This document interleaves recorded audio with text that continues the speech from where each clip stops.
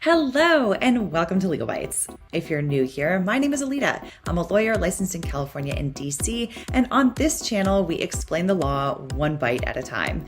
We don't give legal advice, but we do talk about how the law works and try to look into our crystal ball to see how things might turn out. If you're enjoying this on YouTube, we'd love it if you could like the video, subscribe to the channel, share it with friends, all the great YouTube-y stuff. And if you want to listen while out and about, we're now offering our live streams in podcast form where you can leave a rating and review. Links are in the description below, as well as to our clips channel where you can find some of the best clips taken from our live streams. Otherwise, if you want to catch me elsewhere, you can find me on Twitter, Instagram, and Facebook. And if you want to support the channel, you can do so on Locals, Patreon, or by becoming a YouTube member, or by buying some really awesome Legal Bites merch. Again, all links are in the description below. And with that said, let's get into it.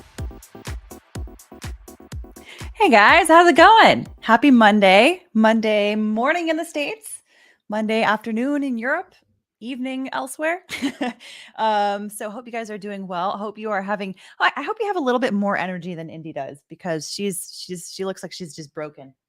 Isn't that right, Indy? Isn't that right? All righty.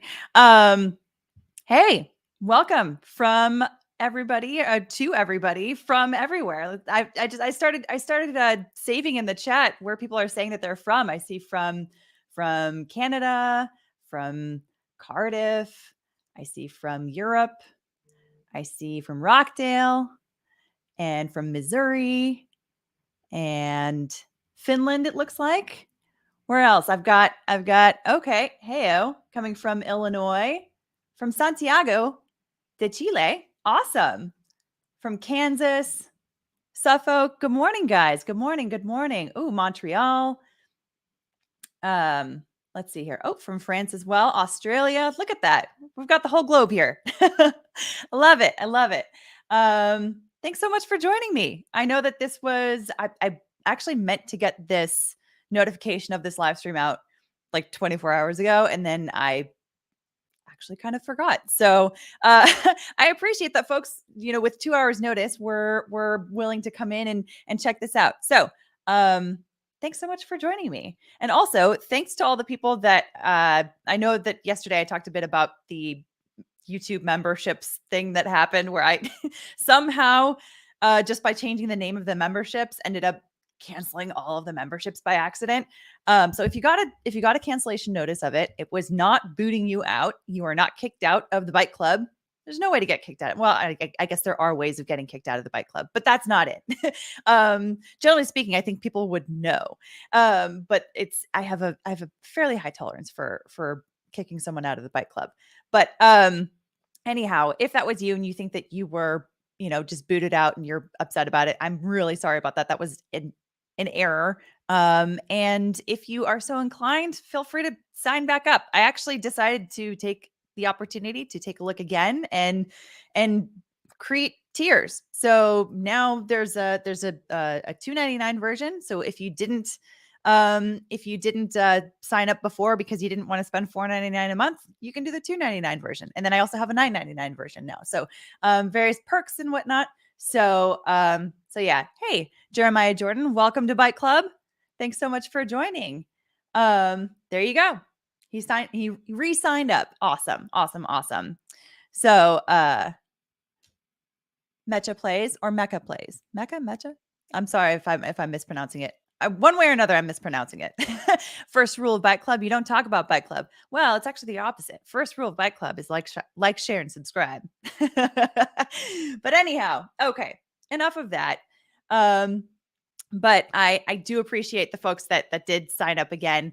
I'm planning on more exclusive content and that kind of stuff. But otherwise, also, I anticipate that there may be some questions about this that'll be coming up as well. So I'm going to be saving those for the end. So I've already saved a couple questions that I saw before we went live. And if you can, just to make sure that I don't miss it, hopefully I don't miss it, start the chat with a Q:, so that way I can kind of monitor, but not have to devote too much attention, because otherwise I'll just get distracted. I tend to get distracted sometimes from time to time, unfortunately. But otherwise I'll try to save them for the end, and then we can maybe talk about some stuff. So otherwise, I hope you guys had a great weekend, and I hope things went well. And a couple more that just came in. Kimberly Gates, welcome to Bike Club. Thanks so much for joining or rejoining. Mr. Irish, bite me, LOL. Thanks. Thank you for the super chat. I appreciate it. Pause Tech TV became a YouTube member. Welcome to Bike Club to you too. So awesome. I love it. I love it. So anyhow, let's get started, because we have this is the never-ending case, right? Because of course it was a 2-month-long trial, and that was not enough, because now there's appeals, and we anticipated it, right? Like we all kind of knew that was going to happen. That was the messaging that we were getting from Amber Heard's team, even with using their or looking at their argument during the trial about the First Amendment. They brought it up in their opening statement and in their closing arguments. So yeah, and Amber Heard herself, in one of her two direct examinations or cross examination, I think it was direct examination, towards the end of trial. I think it was when she came back up on rebuttal, when she was talking about the First Amendment, and she was talking about how she's like, I'm an American citizen, and I should be able to talk about things, and et cetera, et cetera. Which is, an argument that can be made. It is a legal argument that can be made, but usually it's one that is saved for the appellate court. So we're going to talk a little bit about that kind of an argument, as well as the arguments that Johnny Depp might be using. So of course, we have only seen notices of appeals for both of them. We haven't seen any briefs, likely because they haven't drafted them yet. Those are going to come most likely early September, is what I would anticipate, is probably when we'll see those. If we do get to see those, it's entirely possible that those could get leaked. So we'll see. But in the meantime, we can look at the notices of appeal. We can look at some of the messaging that they've been making to determine sort of what we can sort of glean from what they might argue. And kind of go from there. Like, what does the case law say on these various issues? Or what does the law, through case law, through statutes and whatnot, what does it say for these issues?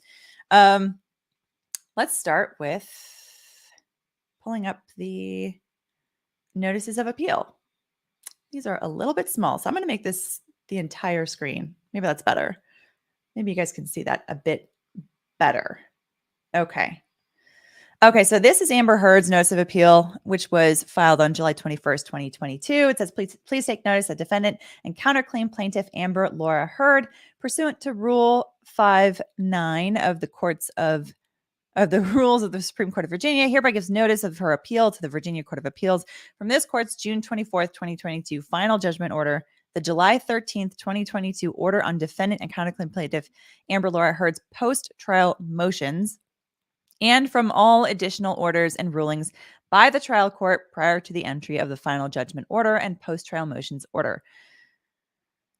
Pursuant to Rules 5.9b and 5.1.1b of the Rules of the Supreme Court of Virginia, defending counterclaim plaintiff Amber Laura Heard certifies that the transcripts of these proceedings have been or will be filed with the clerk of this court within the time required by the rules of the Supreme Court of Virginia. Okay, so basically the most relevant point here is the several things that she's pointing to for the several things that she's pointing to that she says were in error, right? So first off, the June 24th, 2022 final judgment order, the July 13th, 2022 order on defendant and counterclaim plaintiffs post-trial motions, and all additional orders and rulings by the trial court prior to the entry. So basically she's saying all of the decisions that were made by the court are subject to appeal by us, which does not exactly limit anything at all, obviously, right? But what I anticipate is that the number one argument that they're likely to make here is the First Amendment argument, because, and that the reason for that is because if I were to choose any one argument to make on appeal, one that I could make if it were at all applicable would be the First Amendment, because it's one of the strongest arguments that you can make. It's a little bit of a you could call it a trump card, or like what's the strongest hand in poker in Texas Hold'em. I don't know. I don't play poker. So, but I've tried before, but I haven't bothered to learn the rules well enough to really enjoy playing it. So, but it just okay. Full House. Let's say. Thank you, Ed Boy Movies. Let's say First Amendment is kind of like having a full house. Not to say that it always wins, but generally speaking, it's going to be a winning argument because it's one of the strongest ones, because the Supreme Court loves protecting free speech, because that's the way we are in America. And it's in the First Amendment. First Amendment is strongest amendment, generally speaking. So, yeah. So I would anticipate that would be the first. That would be the number one argument that they would make. They'll probably make other arguments as well, because who knows? Who knows with her team? I wouldn't advise that they throw the kitchen sink at the appellate court, because that has a tendency to dilute the overall strength of the briefs. Usually you want to pick your one argument or maybe two arguments that are strong, super strong. But yeah. But anyway, just because it's better practice doesn't mean that they're going to follow it on Amber Heard's team, as we found out during the trial. So, alrighty, let's see here. So the next one was the statement by Johnny Depp's team in response to the filing on the 21st, where they said the jury listened to the extensive evidence presented during the 6-week trial and came to a clear and unanimous verdict that the defendant herself defamed Mr. Depp in multiple instances. We remain confident in our case that this verdict will stand. Okay. Then the next day they said, boom, we're filing our own. And here is the cover page for the notice of appeal, where it says, it's dated, of course, July 22nd, 2022. It says, Dear Mr. Fry, John T. Fry is the clerk at the Fairfax County Circuit Court.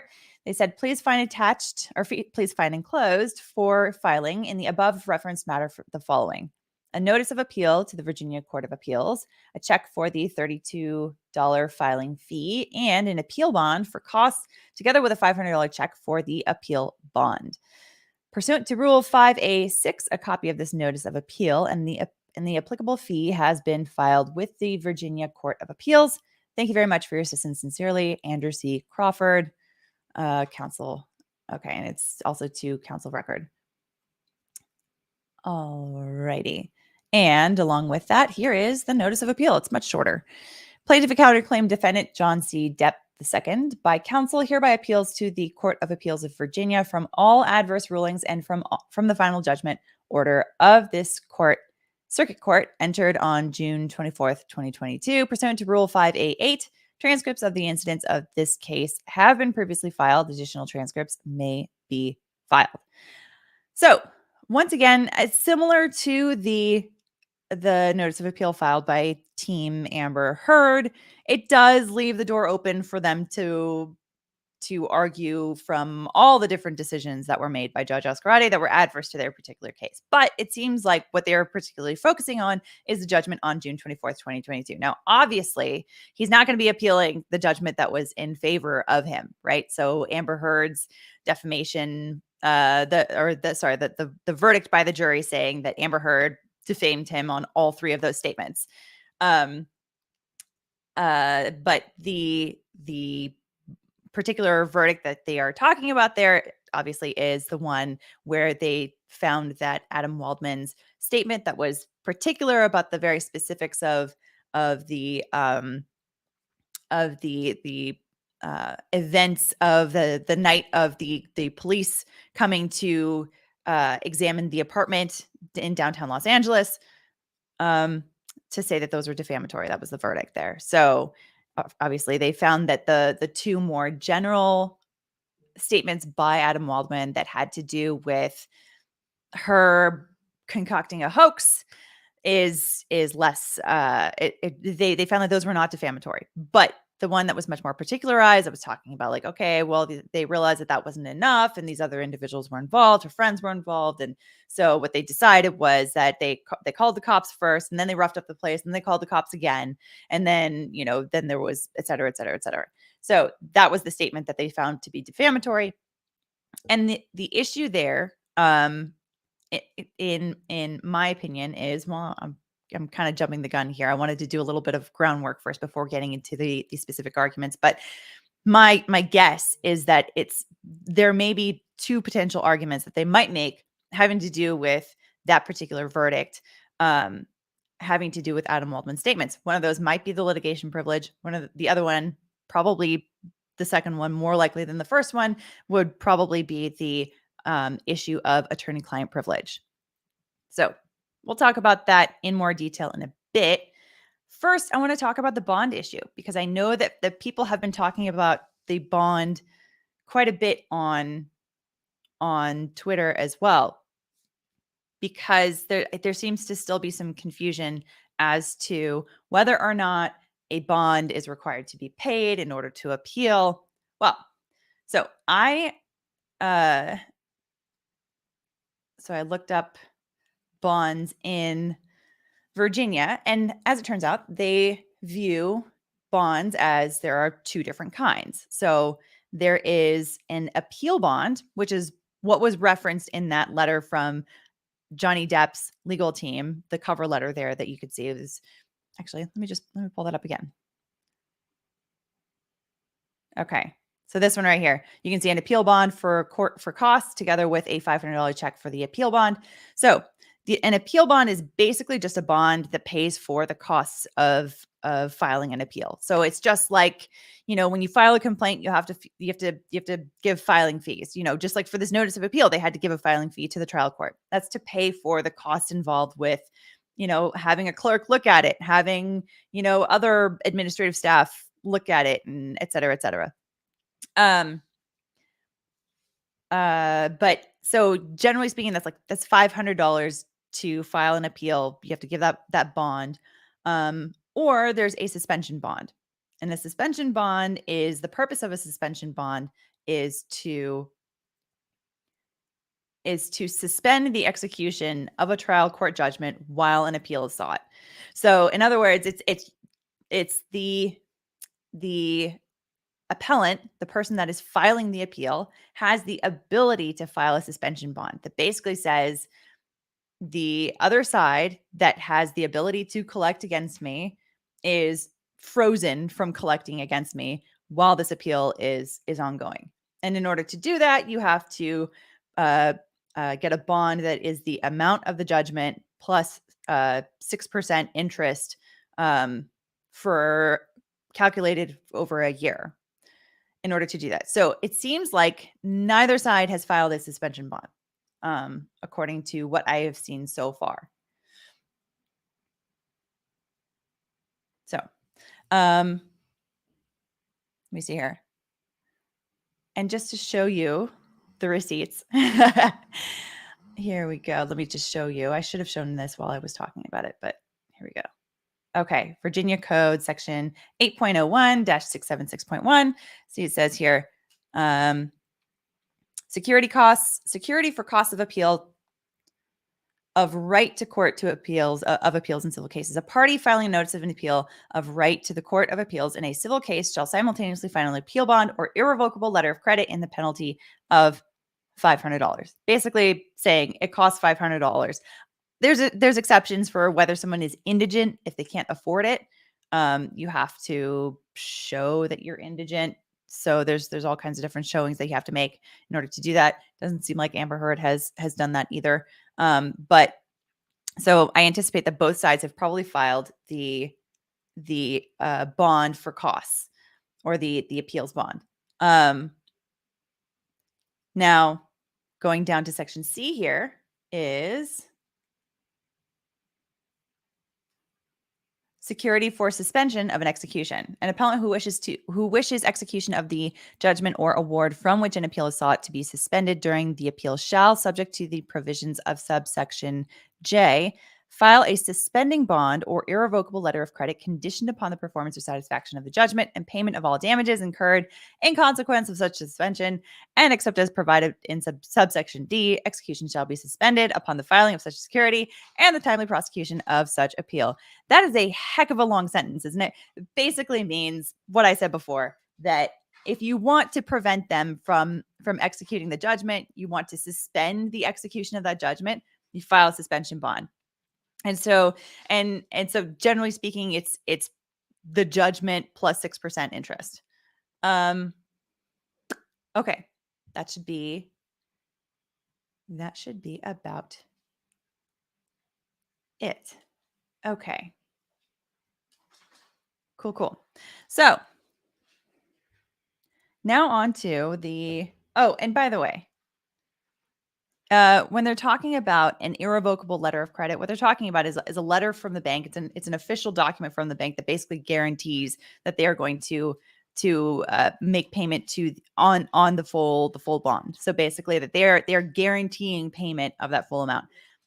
I would anticipate that in order to get such a document, you would have to have like stellar credit of the, in order to get that, because to have a bank actually guarantee you is, I would anticipate, very difficult. Yellow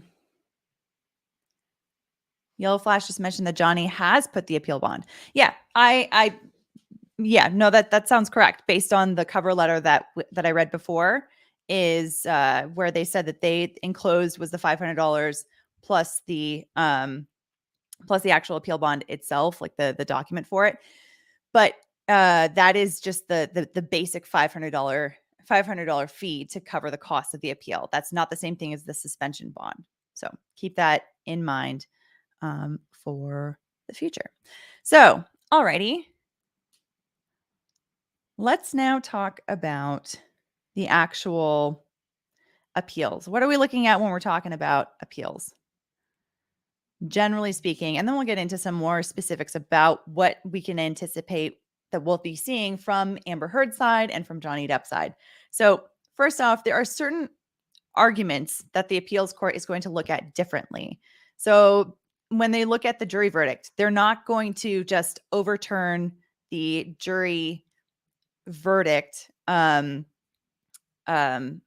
like just because they're like, oh, well, you guys were generally unreasonable, and then to say like, this is what you should have decided.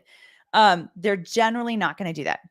Instead, what they're going to do is they would look at an argument that would say, for example, the jury could not have possibly come to a conclusion like this reasonably because they were not given jury instructions that were in conformity with the law, for example, or they were not presented with something properly. So like, in other words, like the law could not have if the law had been followed properly, it would not have resulted in this kind of a result because of the fact that they were given something that was less than standard.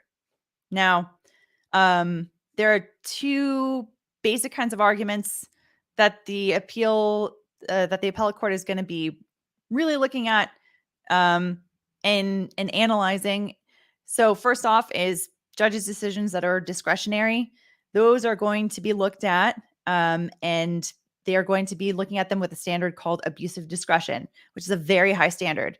So any kind of decisions by Judge Azcarate on objections during trial or whether or not certain evidence was admissible at trial, that's going to be very difficult to change because it's up to her discretion. And anything that relies on the appellate court analyzing facts, generally speaking, is going to be very difficult for them to overturn for one reason or another. And that's because they generally trust that the jury is a finder of fact and they are finders of law. Now, when they're talking about legal conclusions, about legal arguments, for example, Throughout the course of the litigation leading up to trial, Judge Azcarate made a series of decisions, right? Because there were multiple motions to dismiss the case where they had to make legal arguments about why this case should or should not move forward. There were motions for summary judgment where they were essentially doing the same thing, but with slightly different standards. Throughout this trial, she was making these decisions based on her analysis of where the law stands. Those kinds of decisions are, generally speaking, going to be reviewed de novo, meaning they'll look at them anew, basically saying, did this court analysis follow the case law that has preceded it, or did it not? And with that, there's two basic categories of appellate argument. One of those is misapplication of the law by the trial court, basically where they say Judge A came to a conclusion that isn't supported by case law, and here's what is supported, and so this is why we win. That would be one type of argument. Another type of argument would be the law as it stands should change for one reason or another, and those are for good reasons, either because there isn't law addressing this particular unique situation, and like the law, as it's been stated before, is too generalized, and this is a more nuanced sort of situation, or that case law is just flat out wrong, and this case shows why.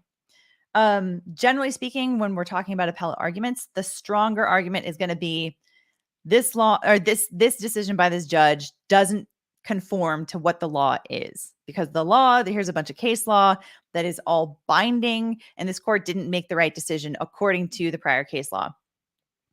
The weaker argument is something along the lines of the law should change, because it takes quite a bit to say that the law should change, especially if there's a lot of case law behind it. So let's talk a little bit about Johnny Depp's likely arguments about Adam Waldman's statements, and those not, or the likely argument that they'll make that the statements that Adam Waldman made could not have resulted in this kind of a verdict based on the evidence that's on the record. That's basically the argument that I think that they're going to be making, because number one, like I said, they could make an argument for litigation privilege. This is something that I personally am just very hung up on. I don't know that they'll actually make an argument about this, because like I said, you want to kind of use a scalpel and fine tune your argument when it comes to an appellate court. You don't want to just throw spaghetti at the wall and see what sticks. That's, generally speaking, not going to be the best way to go about it. But yeah, but anyhow, so that's why they might not use an argument about litigation privilege, especially because there is a bit of case law in Virginia for that was used, that, you know, it in Virginia, there are cases that have applied in this situation. Even though I personally disagree with them, I do agree that there is case law to support the decisions that Judge Azcarate made about litigation privilege. What I mean by that is, what is the litigation privilege? It means that someone who makes a statement in a court of law, even if it is 100% defamatory, if they are sitting on the witness stand, for example, and they make a statement that is totally defamatory, even if you're like, if everyone knows that this is defamation, like it's a clear-cut case, if they say it while they're in the process of litigation, they're like in court or in an oral argument by the attorney, it is completely privileged because it's a part of the litigation privilege. That means that the reason for that is because courts want to incentivize people to make their best argument, and they want to incentivize attorneys representing their clients to make their best argument, regardless of how controversial it might be. Because sometimes you have to make a controversial argument that ends up making a change in the law that ends up then becoming the mainstream law. This is how case law develops over time. One of the ways that it develops over time. But anyway, so that's one area. What Judge Azcarate determined was that because the statements that Adam Waldman made were too, they were made to the public.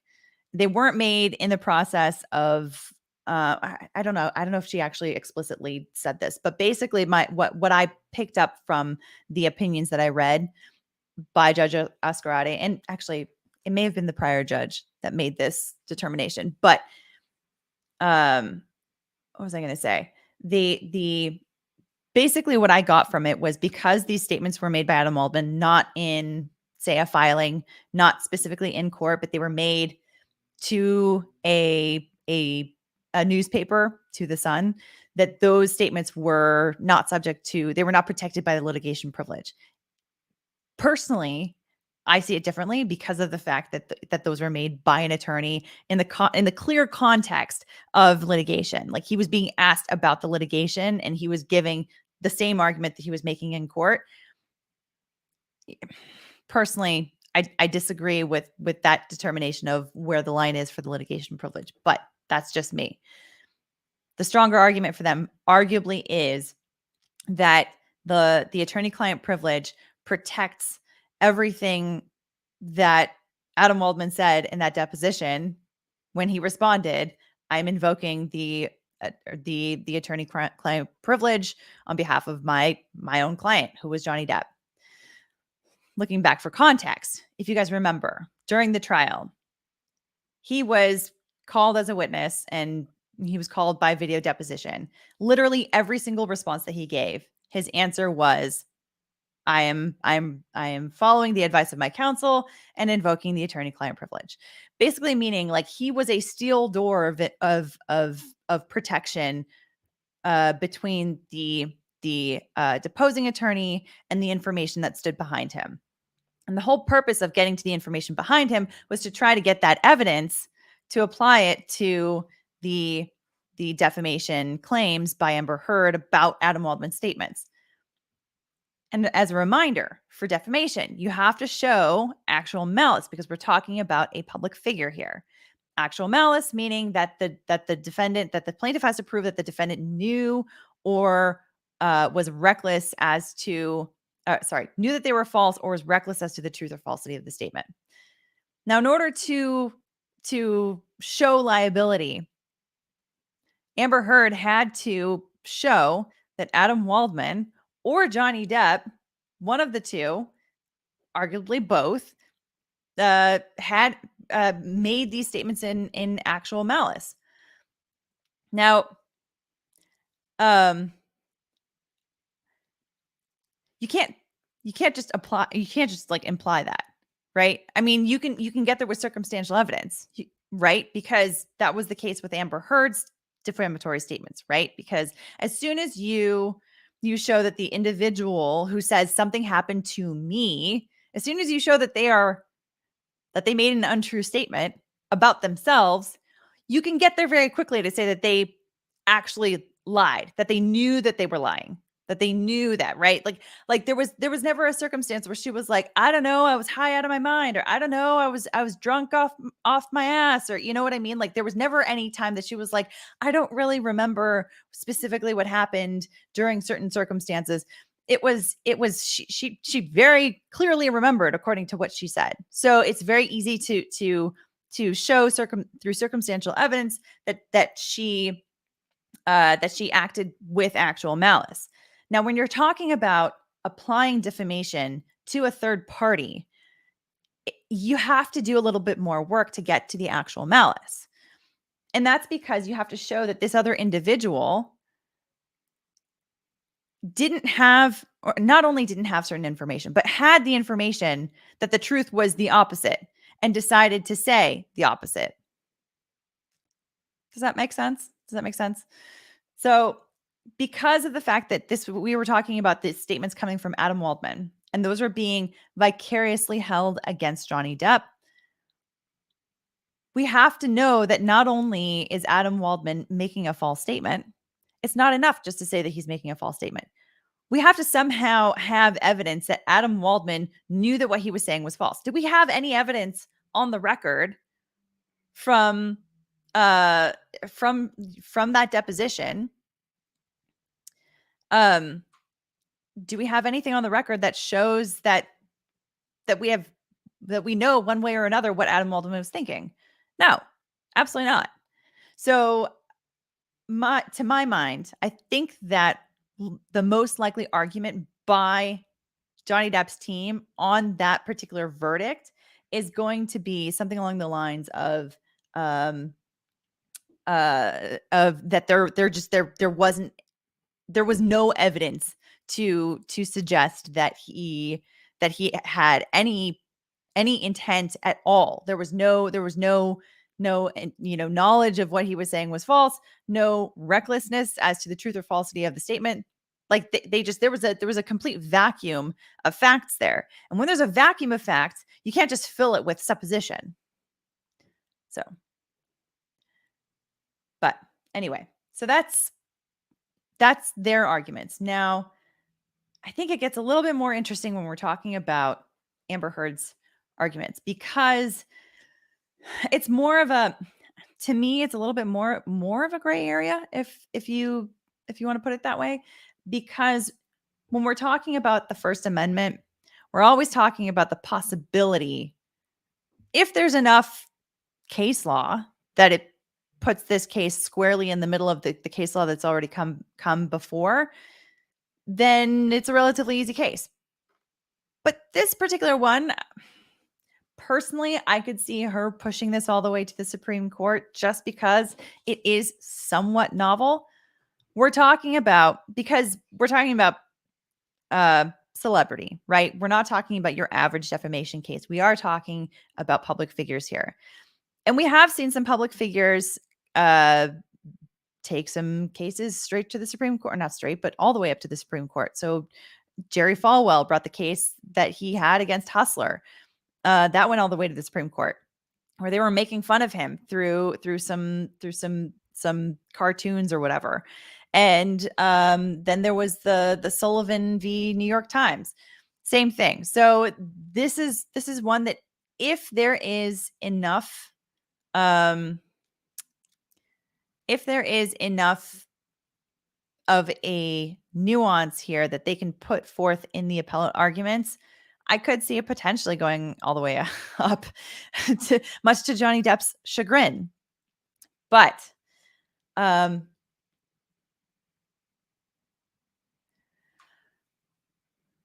basically, my point here is that Amber Heard has always maintained that her speech in the Washington Post op-ed was protected by the First Amendment.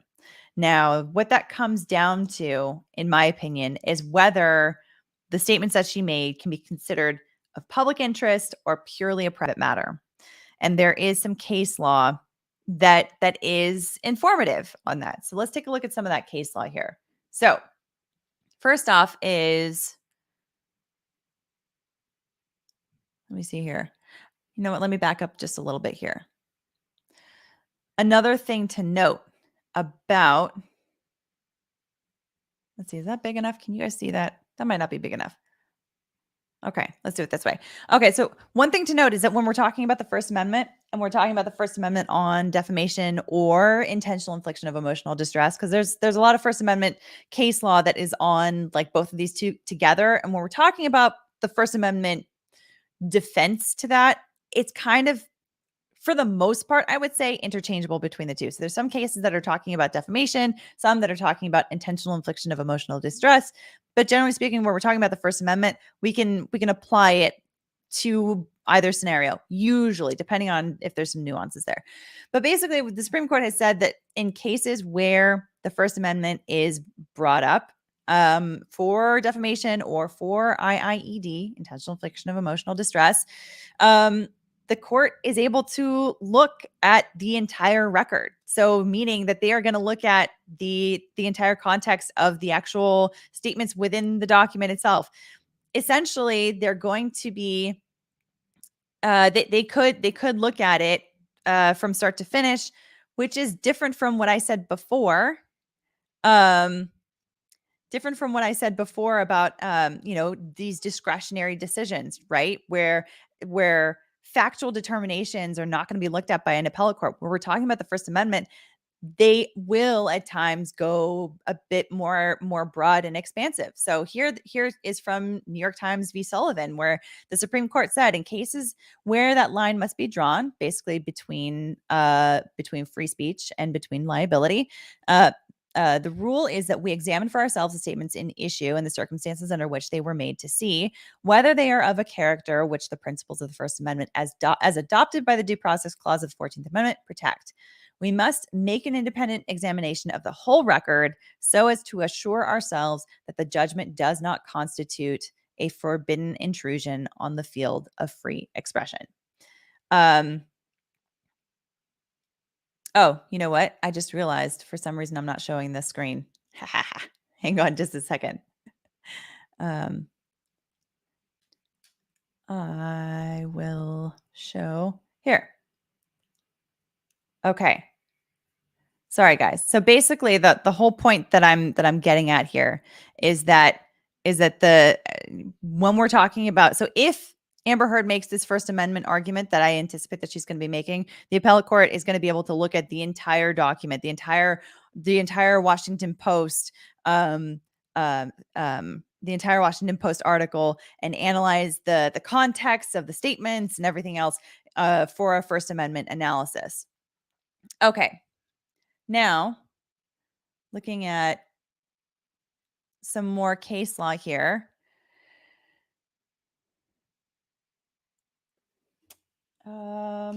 Sorry, I made notes for this.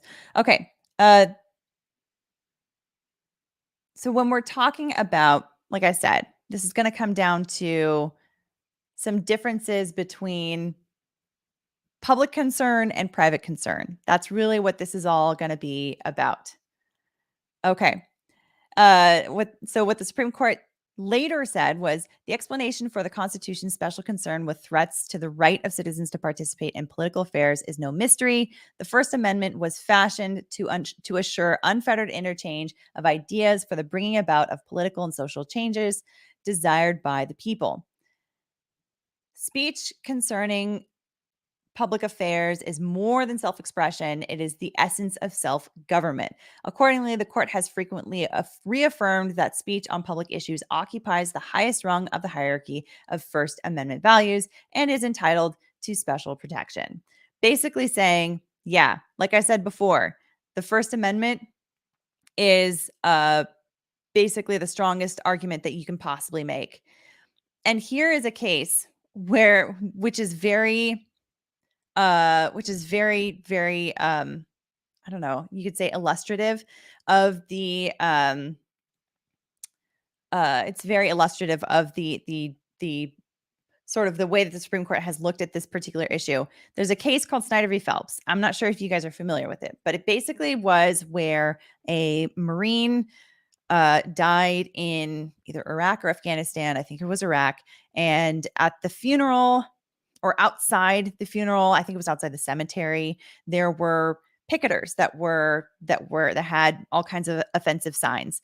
And so the father afterwards decided to sue the organizer, or a few of the organizers of that organization that decides to go around and picket at these kinds of things. And that organization is the Westboro Baptist Church. You may or may not have heard of them.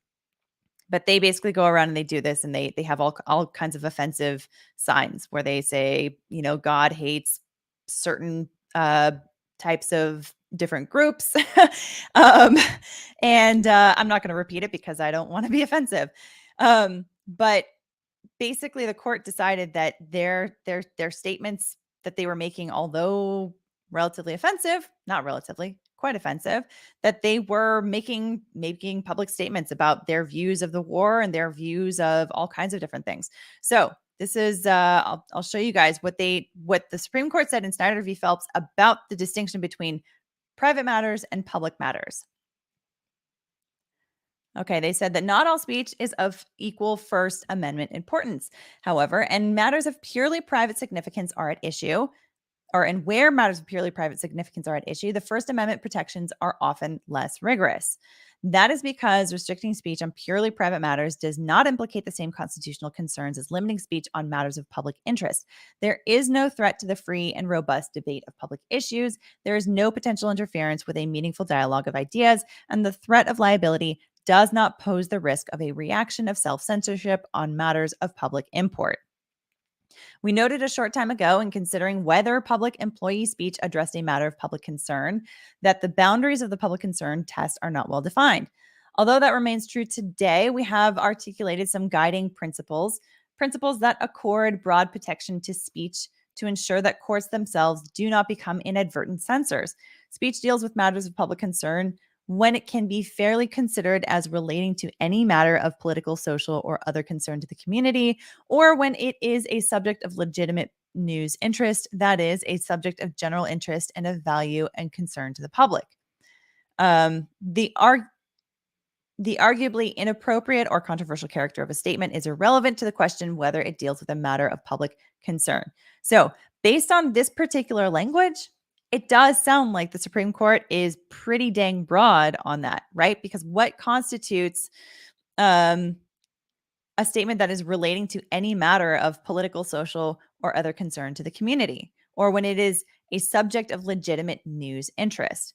Like what's legitimate news, especially when we're talking about celebrities? Is everything legitimate news just because someone is well known, or is this something that we can distinguish, that we can say, like, just because this is someone whose life a lot of people are very interested in, are they entitled to some amount of like privacy? Are they not?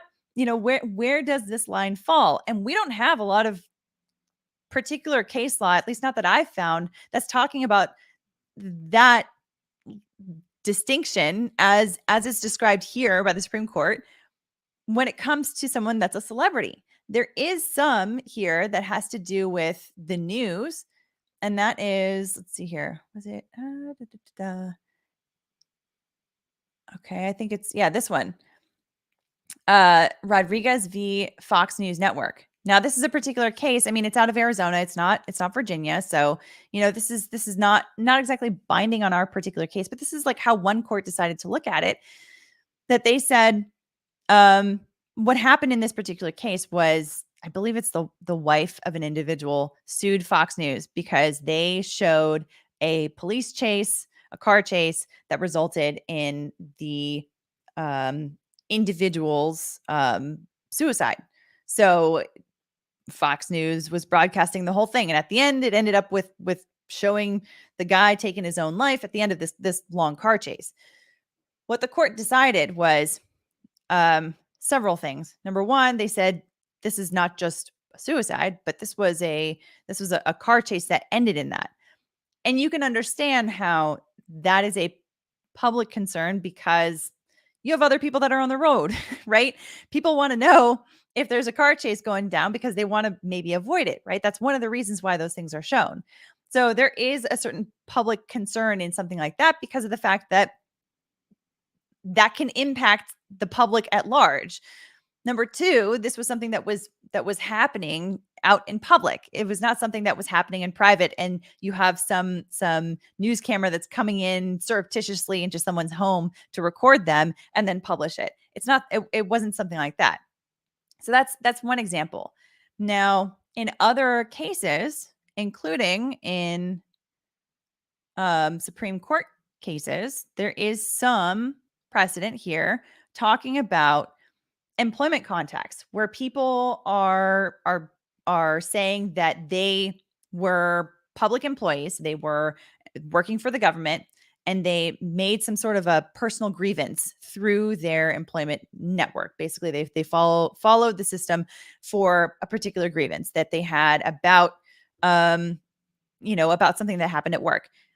And the Supreme Court has made a distinction where they say, if this was just an internal grievance about something that affects them personally, and that's it, they're not making some sort of a wider complaint that is more political or more geared towards the public, and they don't make some kind of a public statement for it, then, it's not aimed at the public. It's not aimed at some sort of a political stance. Then it's not protected. It's something that is much more of a private concern, even though they are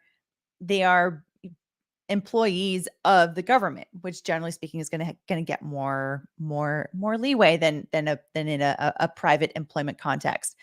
So even in those kinds of contexts, though, the court is going to make that distinction.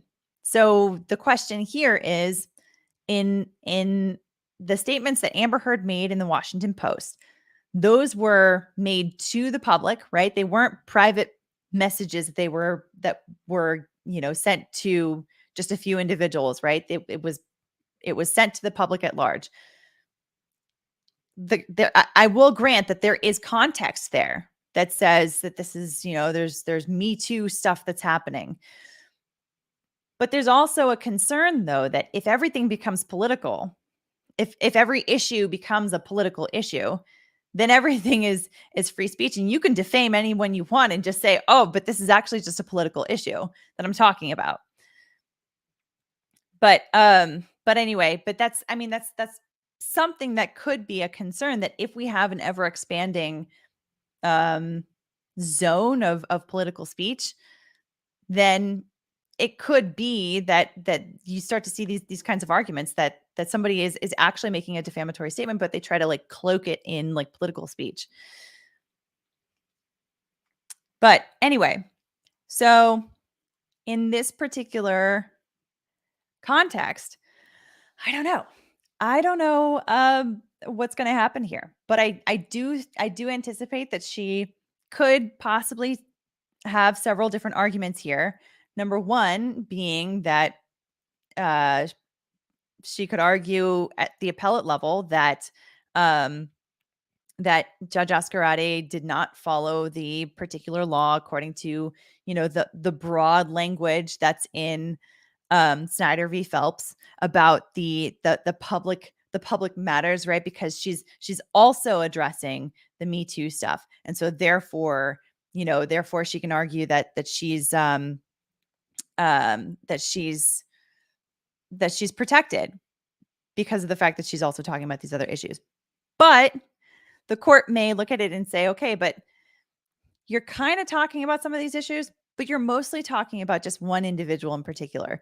You're not saying, for example, there's been I saw some case law where where there was at least one court that found that because someone was talking about, someone had made internal grievances about a policy issue within the government employment context, right? To say there's a policy here that is being breached across the board, having to do with racial discrimination.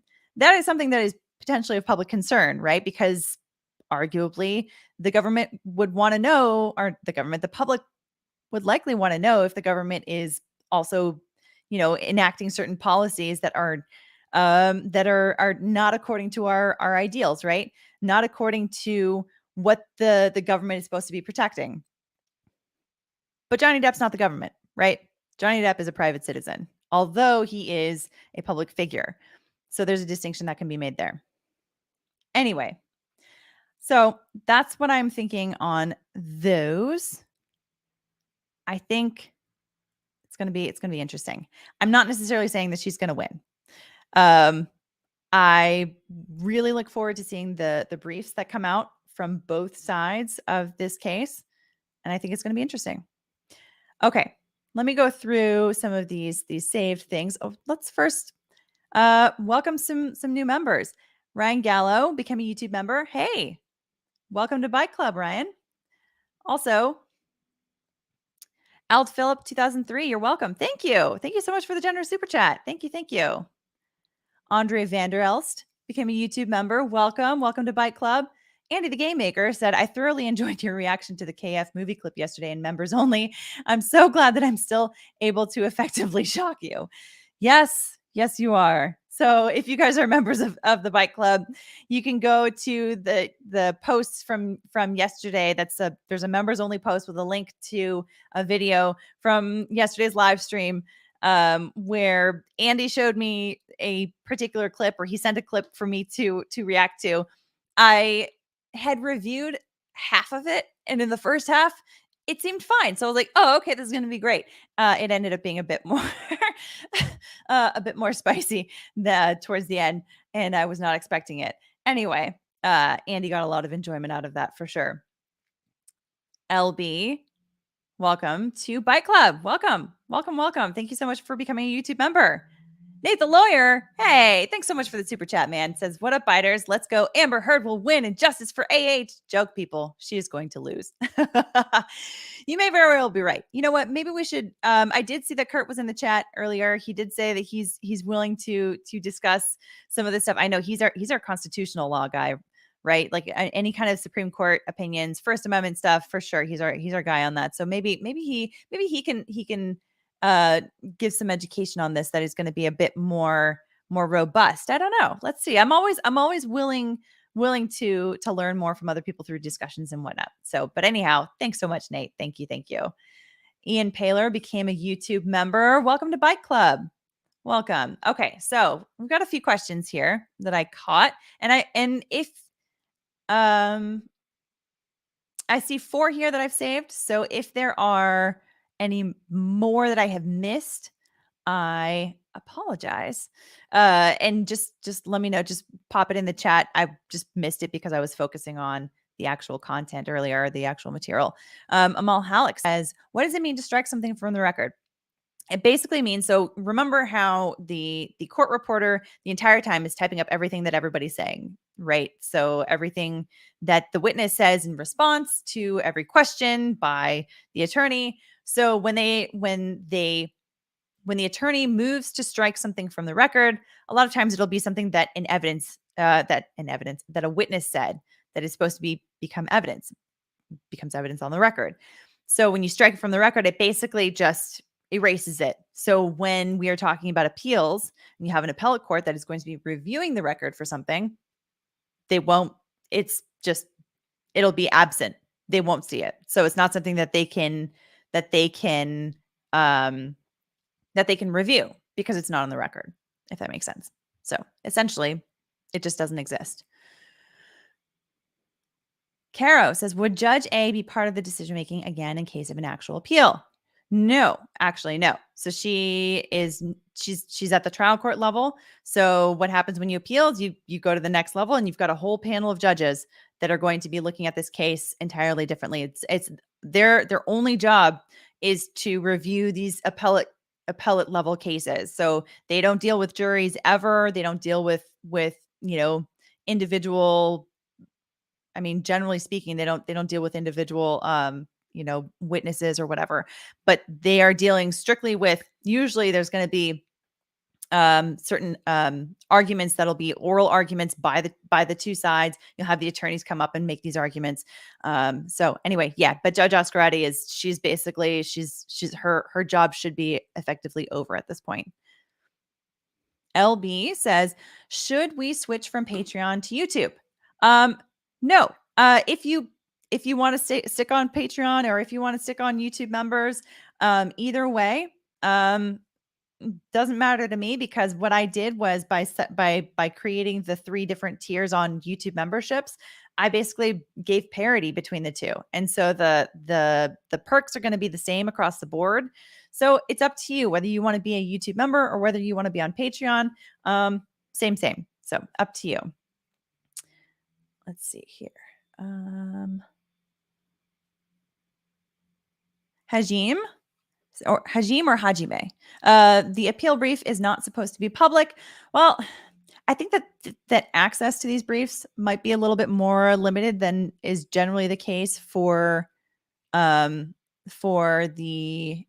trial court level, but there are ways of getting access to it. But anyhow, Wanda Life. The Wanda Life became a YouTube member. Hey, thank you so much. Welcome to Bike Club. Welcome. I'm excited to have you here. Tracy Fagan also says, can you explain why there has to be malicious for public figures? So the reason is because when you have a public figure, they are automatically going to be like things that they do are things that generally speaking the public talks about, right? So if you were to have public discourse about something that a notable person does. Let's say it's a politician, for example. They're a public figure. Celebrities, movie stars, rock stars, all of these people are public figures for all intents and purposes. So if they go and they do something, if they do something that's controversial, the public wants to talk about it. Sometimes it involves certain things that are ethical or moral or whatever. And we generally speaking want to be able to talk about these things. When we are talking about a public figure, because not all information, the entire public doesn't have direct access to that individual, right? So a lot of times we'll be getting information through different filters. Sometimes you can get things wrong.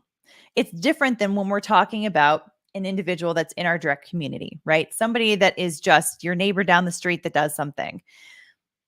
If you are talking about your neighbor down the street that did something that is, let's say it's ethically or morally wrong, generally speaking, you should be expected to know what you're talking about because you have access to that information, right?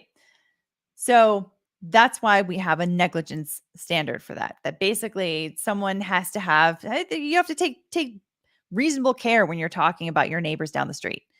But when we're talking about celebrities, there's just so much conversation out there that you may be commenting on commentary that the expectation that someone that is commenting on a public figure should be kept to a negligence standard is kind of too high of a standard. And ultimately, what that would do is that would limit our ability as the general public to be able to talk about the things that public figures are doing. And that can have some pretty disastrous impacts because they could do all kinds of crazy things and then compel the public to not talk about them. And as a public figure, they have the ability to impact the public at large. So basically is a way of sort of mitigating the impact that a public figure can have on the public by allowing the public to comment on them and be kept to a lower standard than they would for other people, if that makes any sense. I hope I'm making sense. I'm kind of talking generally because I'm trying to explain by context. But basically, it comes down to the issue of the First Amendment and the ability to express ourselves and to talk about the things that are happening in the news, the things that are happening in Congress, the things that are happening all around in our day-to-day lives, the things that are newsworthy, the things that are impactful. So when someone decides when someone that's a public figure decides to go and do something or say something, if we are just factually wrong about something that a public figure has done or said, but generally speaking, we're not malicious about it. We're not knowing that what we're saying is false, but we're just, whatever. That's basically it's to keep it to that sort of level so that we can have a little bit more room to talk about these things, if that makes sense.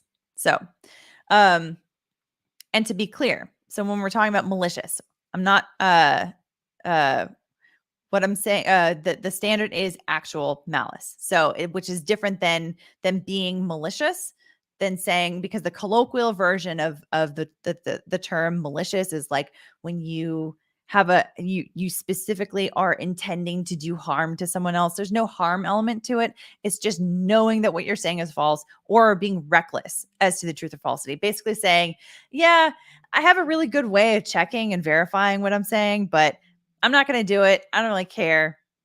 Probably false, maybe true. I don't know. I hope that makes sense. Umberfire says, question, if the appellate court finds in favor of JD or AH, what would happen next? It depends. Every lawyer's favorite response. It depends. Depending on what the arguments are and how the court decides to find, there are different things that can happen. So appellate courts can either make a full determination that the case overall should have been dismissed from the start, for example. Or they can say, you know what, this particular issue impacted the jury's verdict, so we're going to remand this back down to the trial court to have a new trial. And then you start from April 11th, day one, right? And then you have to have the whole trial all over again.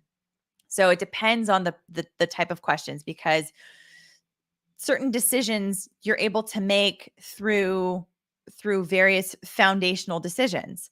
And if the appellate argument is a foundational decision that like you can't possibly even have a case because you've like knocked out the foundation to this particular case, then it's the kind of thing that should properly be just dismissed outright. So like I said, it really depends on the particular case and the particular arguments that are made at the appellate level. I know that's not a very satisfactory answer, but yeah. Knight Rider, thanks so much for the super sticker. I really appreciate that. That is a great super sticker. I really appreciate it. Okay. Anyhow, that for me about does it for today. I hope that some of this has been somewhat enlightening for you guys. I hope you found at least part of this interesting or informative. And you know what? Before I get there, there's one more question here. Question: does it offend the judge that they are saying that she didn't do her job right by appealing it? I mean, I don't know, because I don't know Judge Azcarate personally, but my guess would be that she expects this to kind of happen, and this is these kinds of arguments happen, right? And there was a lot of messaging coming out from Amber Heard's team saying that they were likely to appeal anyway. I don't think that she would be offended by it. I don't think that she would be offended, because it's par for the course. It's part of the game, you could say. And she understands that. She's been part of this industry for however many years or decades or whatever. But anyway, yeah, I doubt that she's offended personally. I don't think so. But anyway, thank you so much, guys. I hope you found this interesting or informative. And if you did, I would appreciate it if you'd hit the like button. It definitely does help us with the YouTube algorithm gods. And coming up, I will be doing some more content on Marilyn Manson. I'm going to be talking about the Murdaugh trial. I'm going to be talking about Twitter v. Musk later on this week. So if you haven't already subscribed, be sure to do that so you can get in on all of those notifications and all that kind of stuff. And also follow me elsewhere on social media: Twitter, Instagram, Facebook, at Legal Bites Media, on all of those. So you can also see updates on all that kind of stuff too. Anyway, see you guys.